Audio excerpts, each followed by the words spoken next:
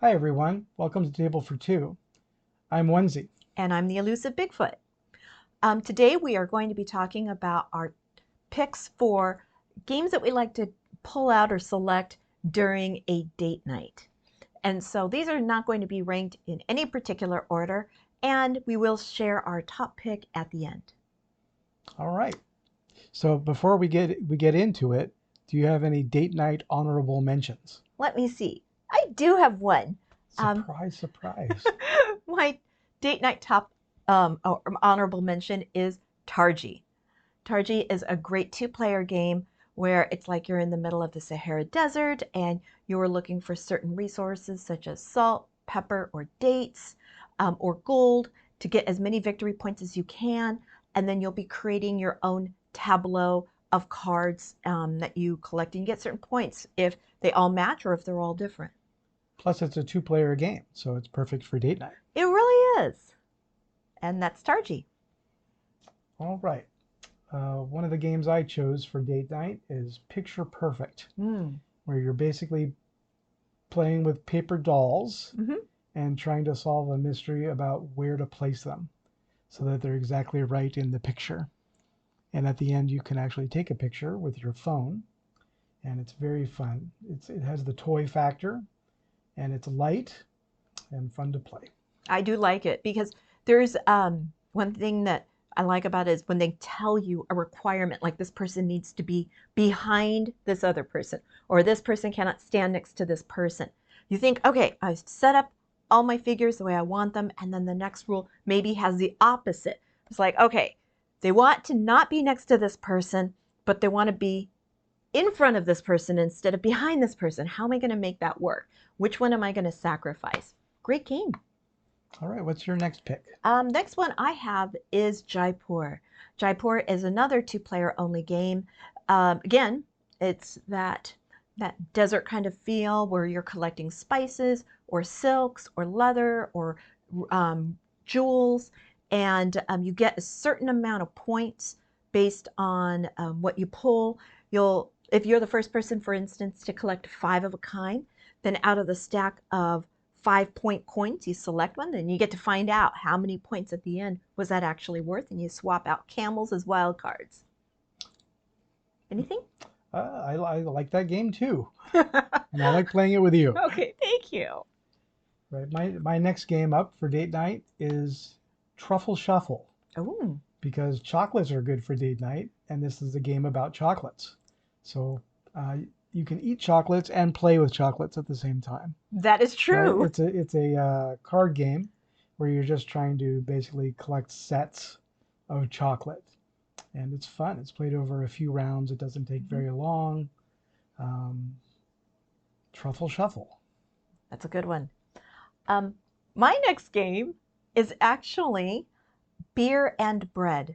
It's another two-player only game where you're playing as two rival homesteads in this area, and you're either baking bread or you're making beer, and you get certain points for how many you make and what kind of items you make, or it'll give you certain abilities if you instead put them under your board, and then you get to acquire resources. It's just overall so much fun.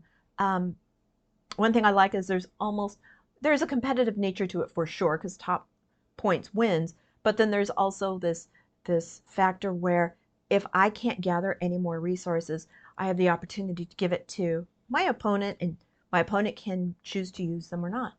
I love Beer and Bread. It's a fun game. Oh, I thought you And meant food and drink. well, I was going to say I mentioned this game in a different list that Oh, we're okay. going to be covering. But it's good for date night too, because just like eating chocolates while you play Truffle Shuffle, you can drink beer and eat bread while you play Beer and Bread. That is true. We That should is try true. that sometime. Yes. All right. What's your next one? Okay, my next game on the list is Parade, which is Oh. another card game. It's sort Mm-hmm. of Alice in Wonderland themed, Mm-hmm.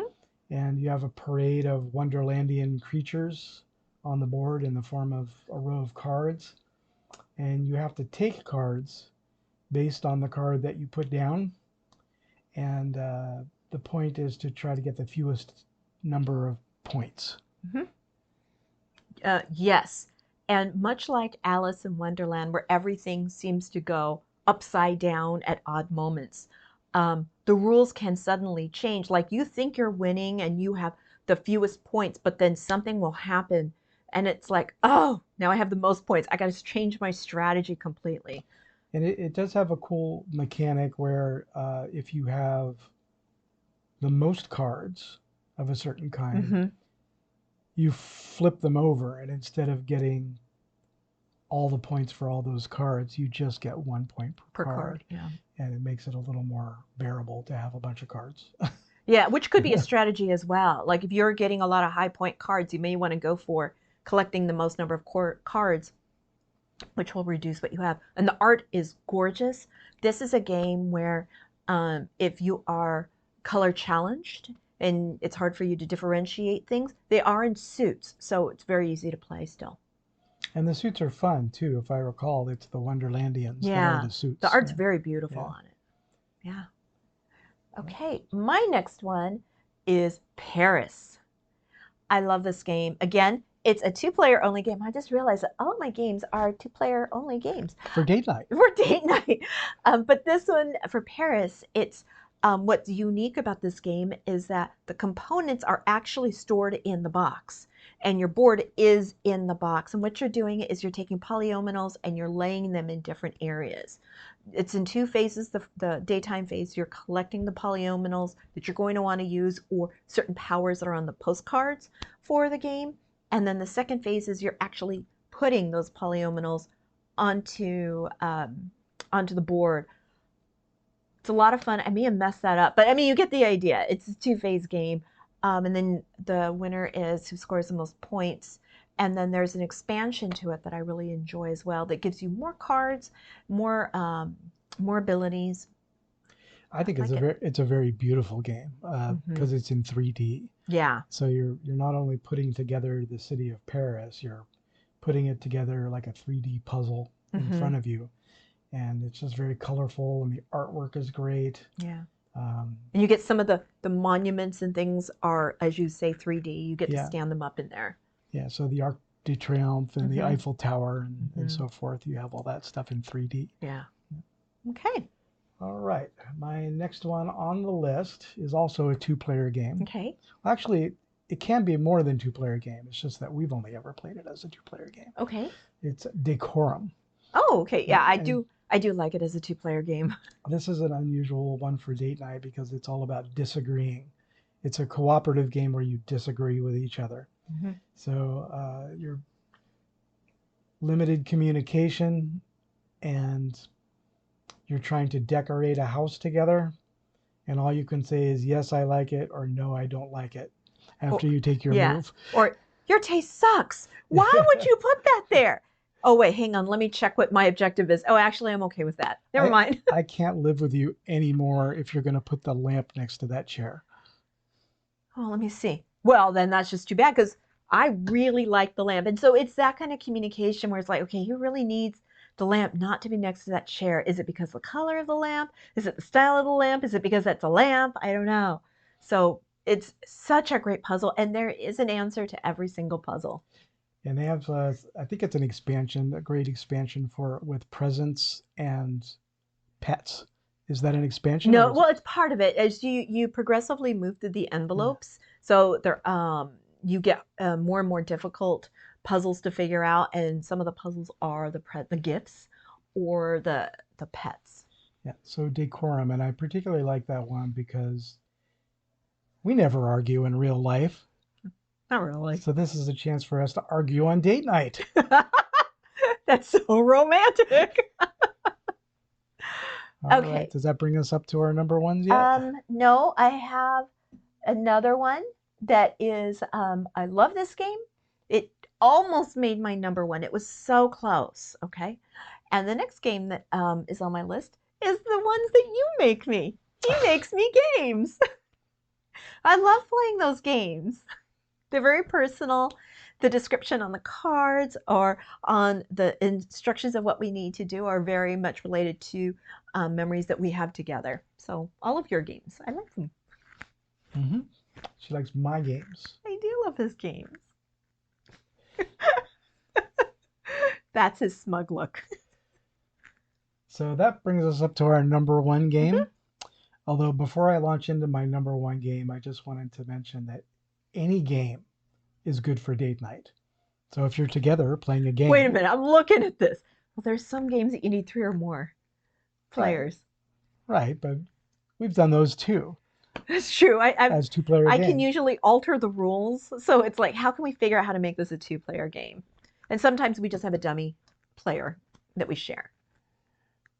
All right, so my number one date night game. Should I give you a drum roll? Sure, not on the table though. Is it bad? Well, you're going to shake stuff. We're going to look like we're in a Star Trek episode, you know. Okay, do it again then. My number one game is... Oh, that's better than me. Love Letter. Oh, okay.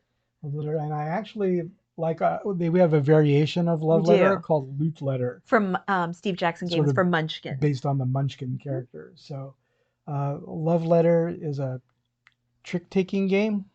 No? Yes. No. No. Yes. No. Yes? No, it's not trick-taking, but it is top card wins. Okay, that's kind of trick-taking. And so each card has different abilities, and you do what it says on the card, and it's Love Letter. Right. It's a last person standing really kind of game. You're trying to knock each other out. Is that a date night game for us? That's nothing says I love you like I'm going to knock you out of this game. Okay, yeah, that's true. All right. My number one game is actually a trick-taking game. It is Fox in the Forest Duet. Yeah.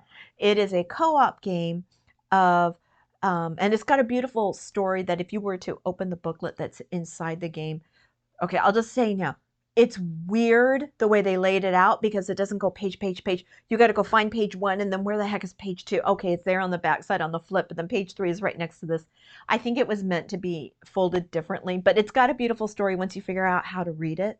And so you have a boy and a girl are trying to find each other, and I think they're lost in a forest. It's been a while since I've read it, but the point is that as you're doing the duet part, you are trying to move the center marker back and forth and take away the gems. And the goal of the game is to remove all of the gems before the path closes in. I think you have like 5 rounds maximum to do it. So, and it is trick-taking with a suit that's a trump suit that if you play trick-taking games, you kind of understand what that means. But basically the trump suit, if you play any card that is that trump suit, no matter what you play from a different suit, the trump suit will win.